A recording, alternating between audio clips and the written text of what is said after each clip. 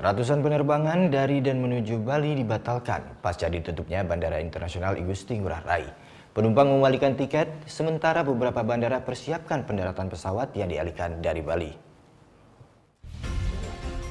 Pasca ditutupnya Bandara Igusti Ngurah Rai sejak Senin pagi, ratusan penerbangan dari dan tujuan Bali dibatalkan.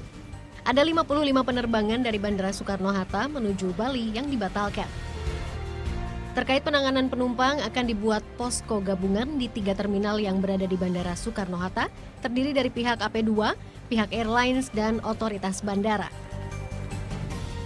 Di Bandara Ahmad Yani Semarang, 4 penerbangan keberangkatan dan kedatangan dibatalkan.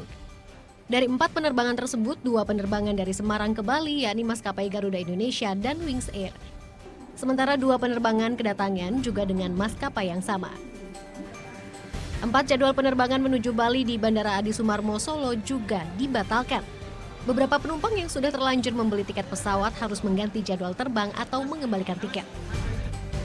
Sementara itu 5 penerbangan baik di internasional maupun domestik yang menuju ke Bali terpaksa harus mendarat di Bandara Juanda. Pihak bandara telah siapkan parkir khusus untuk pesawat yang dialihkan. Pesawat divert ke Juanda, itu kami sudah menyiapkan 12 parking stand, diantaranya 6 untuk narrow body pesawat dan 6 untuk wide body. Sudah kami antisipasi seperti itu. Abu vulkanis berukuran besar akan mengganggu pandangan pilot. Abu vulkanis juga dapat menyebabkan kerusakan dan kekeliruan dalam membaca kecepatan pesawat.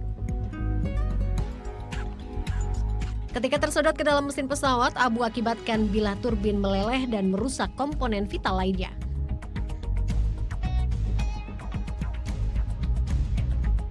Abu vulkanis yang meleleh akan membeku dan membuat mesin mati.